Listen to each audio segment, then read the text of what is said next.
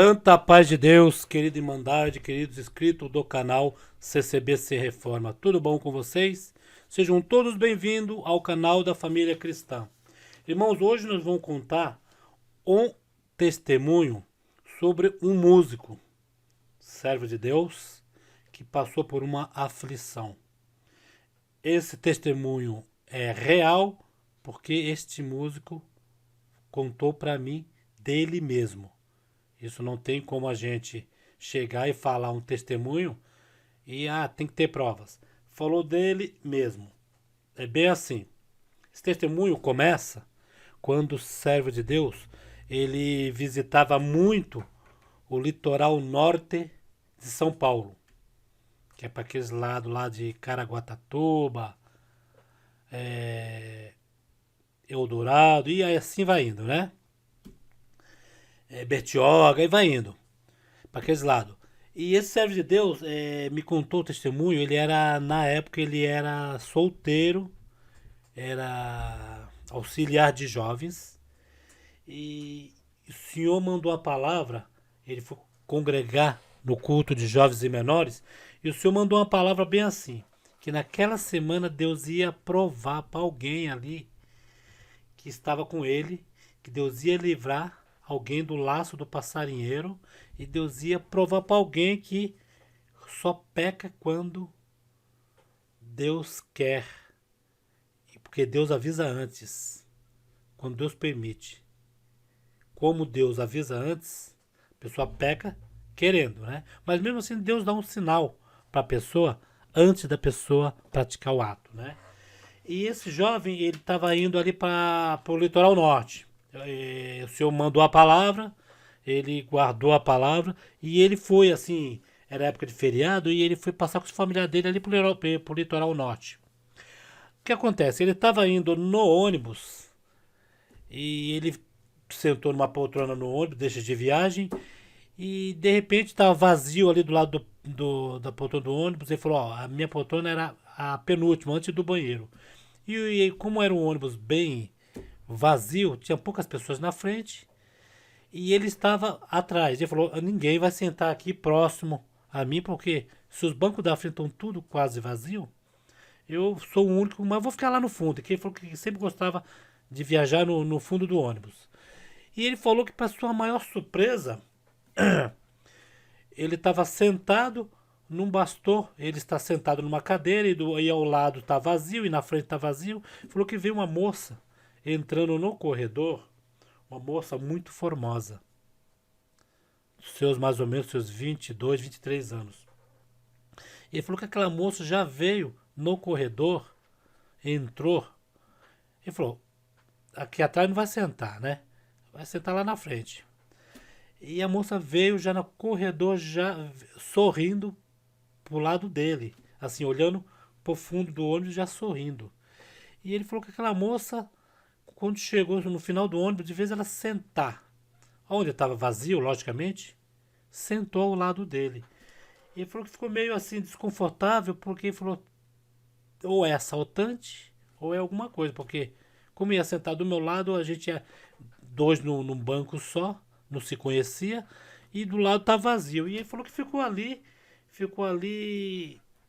na comunhão. E ele falou que chegou uma certa hora, aquela moça puxou papo com ele. E foi puxando papo e a viagem dele demorando. Ele falou que chegou uma hora que a moça andou, assim, começou a conversar umas certas coisas com ele, que ele falou que foi para um lado da paquera. E ele falou: mas a moça era muito assim, ele era solteiro, a moça era muito assim, bonita. Aí ele falou: meu Deus. E ele lembrou da palavra. Falou: Senhor, o Senhor mandou a palavra. Mas ele falou: poxa, mas peraí, é simpática. Às vezes você chega no ônibus, fica com medo de sentar próximo de outras pessoas, vê uma pessoa aparentada assim, e foi sentar junto. Só que ele falou que chegou uma certa altura que a moça pediu licença para ele e disse que lá estava com a camiseta e de biquíni, né? E ele pediu licença para ele, tirou a camiseta e falou: ó, vou trocar de roupa aqui dentro mesmo, que não dá tempo. E ele arrumou aquela desculpa e trocou, tirou a camiseta, ficou de biquíni e colocou outra roupa por cima. Foi a hora que ele começou a lembrar da palavra. Mas mesmo assim, irmãos, o inimigo é tão sujo que era uma moça, segundo ele disse, bem simpática, uma moça bem atenciosa. Diz que educação nela sobrava de monte.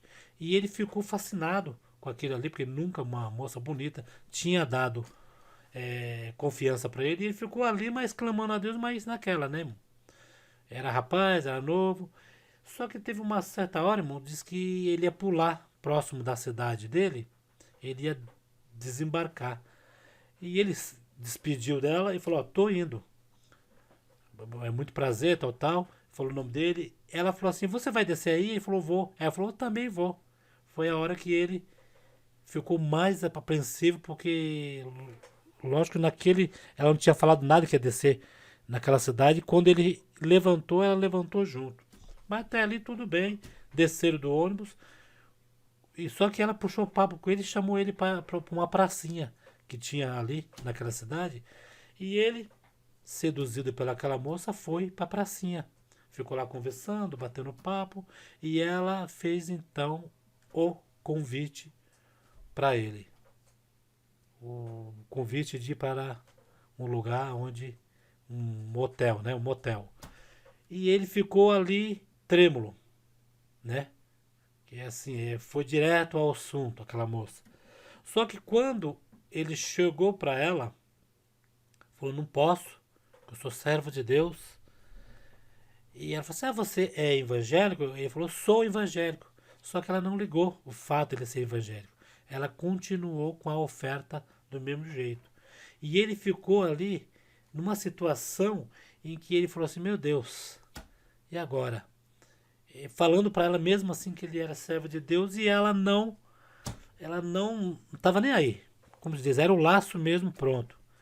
O qual, irmãos, ele, assim, na hora ficou nervoso, ficou olhando do lado para ver se não via ninguém, via algum conhecido da cidade aonde ele estava desembarcando. Quando ele olhou para trás, que ele estava no banquinho de praça.